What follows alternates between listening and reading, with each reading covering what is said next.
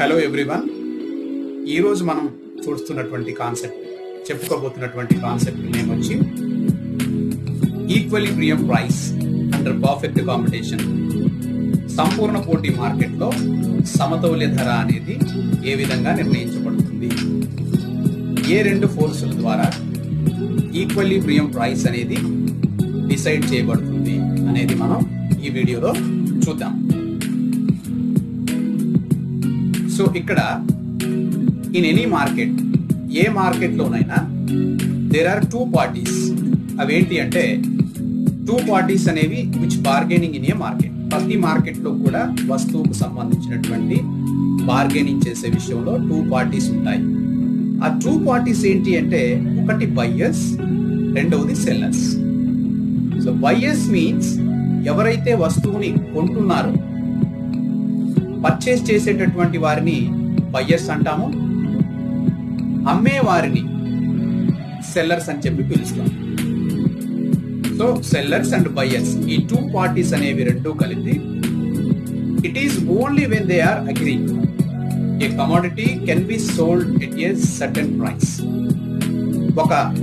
ఈ రెండు పార్టీస్ అనేవి అగ్రి అయిన దగ్గర ఒక తటస్థ ధర వద్ద వస్తువుని అమ్మడము కొనడము అనేది జరుగుతుంది.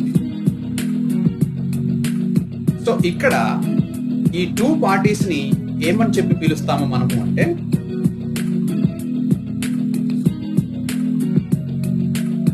సమతౌల్య ధర నిర్ణయంలో బయ్యర్స్ అనే వాళ్ళు ఎవరైతే ఉన్నారో, బయ్యర్స్ అంటే చెప్పాను వస్తువుని కొనేవారు. సో ఈ బయ్యర్స్ కి the law of demand is applicable to buyers. Demand సూత్రం అనేది వీరికి అప్లికేబుల్ అవుతుంది. So according to this law, when price rises, demand falls, and vice versa. Price rise అయినప్పుడు డిమాండ్ ఫాల్ అవుతుంది, అండ్ ప్రైస్ అనేది decrease అయినప్పుడు demand increase అవుతుంది. So there is a inverse relationship between price and demand. ధర పెరిగినప్పుడు ఎక్కువ పరిమాణంలో కొనకుండా తగ్గిస్తారు, ధర తగ్గినప్పుడు ఎక్కువ పరిమాణంలో కొంటారు. కాబట్టి ధరకు డిమాండ్కు మధ్య విలోమ సంబంధం ఉంటుంది అనేది ఇక్కడ మనం తెలుసుకున్నాం.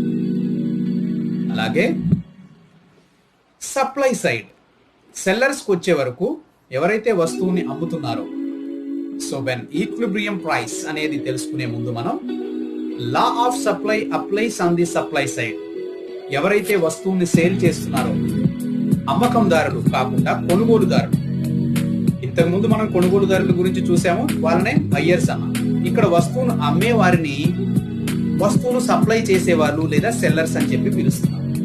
సో వీరికి ఏ సూత్రం వర్తిస్తుంది? The law of supply.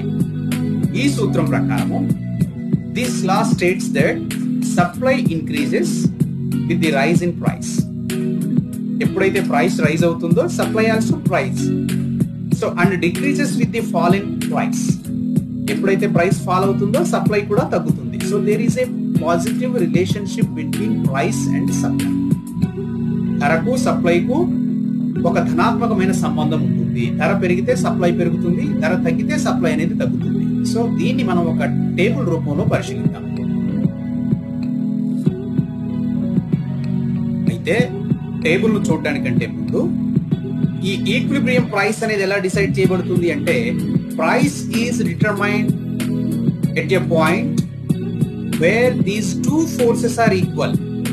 Buyers and sellers కి సంబంధించిన two forces, that is demand and supply, ఇవి రెండు ఎప్పుడైతే ఈక్వల్ అవుతాయో that is known as the equilibrium price.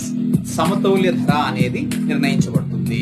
అక్కడ ఆ టూ ఫోర్స్ తో ఏర్పడినటువంటి ధరను మనం సప్లై డిమాండ్ ఫోర్సెస్ ద్వారా ఏర్పడినటువంటి ప్రైస్ ని మనం ఈక్విలిబ్రియం ప్రైస్ అని చెప్పి పిలుస్తాము, సమతౌల్య ధర అని చెప్పి పిలుస్తాము.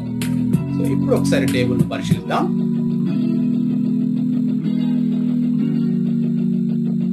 సో ఇక్కడ చూడండి, this is the price of the commodity, demand and supply. Price 5 rupees ఉన్నప్పుడు 12 వస్తువులు కొన్నారు. 10 రూపీస్ ఉన్నప్పుడు 10 కమోడిటీస్ పర్చేస్ చేశారు, డిమాండ్ చేయడానికి కొన్నారు. 15 రూపాయలు ఉన్నప్పుడు 8 వస్తువులు కొన్నారు. 20 rupees 6, 25 4, 30 2, 35 1. So there is a inverse relationship between demand and price. When the price increases, demand decreases.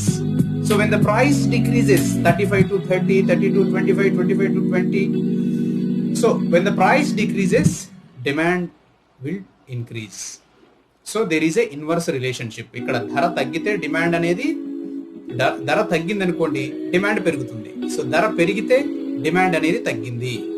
అలాగే సప్లై సైడ్ చూద్దాం. ఇక్కడ సప్లై అనేది ప్రైస్ 5 రూపీస్ ఉన్నప్పుడు ఒక వస్తువును తీసుకొచ్చారు మార్కెట్లో. 10 రూపీస్ అయింది అదే వస్తువు ధర, 2 వస్తువులు తీసుకొచ్చారు. 15 రూపీస్ అయింది 4, 20, 6, 25, 8, 30, 10, 35, 12. సో ప్రైస్ ఇంక్రీజ్ అవుతున్న కొద్దీ సప్లై కూడా ఇంక్రీజ్ అయింది. అలాగే ప్రైస్ డిక్రీజ్ అవుతున్న కొద్దీ కింద నుంచి చూడండి, ప్రైస్ డిక్రీజ్ అవుతున్న కొద్దీ సప్లై కూడా డిక్రీజ్ అయింది. So there is a positive relation between price and supply. So ఇక్కడ చూడండి, demand and supply both are equal. ఇక్కడ 6 కమాడిటీస్ దగ్గర ఇవి రెండు ఈక్వల్ అయ్యాయి. డిమాండ్ సప్లై ఈక్వల్ అయిన చోట డిసైడ్ చేయబడినటువంటి price, this is called equilibrium price, సమతౌల్య ధర అని చెప్పి పిలుస్తాం. ఇవి రెండు ఎక్కడైతే సమానం అయ్యాయో అక్కడ నిర్ణయించబడిన ధరను మాత్రమే సమతౌల్య ధర అంటారు. ఇవి సమానంగా లేకుండా, ఈక్వల్ గా లేకుండా, అంతకంటే ముందు ఒకసారి మీరు గమనిస్తే ఇక్కడ డిమాండ్ అనేది ఎక్కువగా ఉంది, సప్లై అనేది తక్కువగా ఉంది. సో డిమాండ్ ఎక్కువగా ఉండి సప్లై తక్కువగా ఉంటే ప్రైసెస్ లో చేంజెస్ వస్తాయి. కింద చూడండి, డిమాండ్ తక్కువగా ఉంది, ఇక్కడ సప్లై ఎక్కువగా ఉంది. డిమాండ్ తక్కువగా ఉంది, సప్లై ఎక్కువగా ఉంటే కూడా వస్తువు యొక్క ధరలో మార్పు వస్తుంది. కాబట్టి demand and supply both are equal, రెండు సమానమైన చోట డిసైడ్ అయినటువంటి ప్రైస్ ని మనం సమతౌల్య ధర, ఈక్విలిబ్రియం ప్రైస్ అని చెప్పి పిలుస్తున్నాము. దీన్ని ఒక గ్రాఫికల్ రిప్రజెంటేషన్ లో చూస్తే ఇక్కడ so demand curve downward sloping left to right, ఎడమ నుంచి కుడికి క్రిందకు వాలి ఉంటుంది. ఇది అప్వర్డ్ స్లోపింగ్ లో ఉంది పాజిటివ్ గా. సో ఈ డిమాండ్ అండ్ సప్లై ఎక్కడైతే సమానం అయ్యాయో ఈ పాయింట్ దగ్గర 20 రూపీస్ అనేది ఈక్వల్ ప్రైస్, క్వాంటిటీ అనేది 6. డిమాండ్ సప్లై అనేవి ఎక్కడైతే సమానం అయ్యాయో అక్కడ నిర్ణయించినటువంటి ధరను సమతౌల్య ధర అని చెప్పి పిలుస్తారు. అంటే సమతౌల్య ధర అంటే it is a stagnant price, ఎలాంటి మార్పులు చేర్పులు లేని ఒక తటస్థ స్థితిలో ఉన్నటువంటి ధరలను సమతౌల్య ధర అని చెప్పి పిలుస్తున్నారు. సో ఫ్రెండ్స్, ఇది ఇవాల్టి equilibrium price under perfect competition. సమతౌల్య ధర అనేది సంపూర్ణ పోటీ మార్కెట్లో ఎలా నిర్ణయించబడింది, సప్లై డిమాండ్ రెండు ఫోర్సులతో డిసైడ్ చేయబడినటువంటి ప్రైస్ ని, ఈ రెండు ఫోర్సులు ఎక్కడైతే ఈక్వల్ అవుతాయో అక్కడ డిసైడ్ అయ్యేటటువంటి ప్రైస్ ని ఈక్విలిబ్రియం ప్రైస్ అని చెప్పి పిలుస్తున్నారు. So thank you for watching.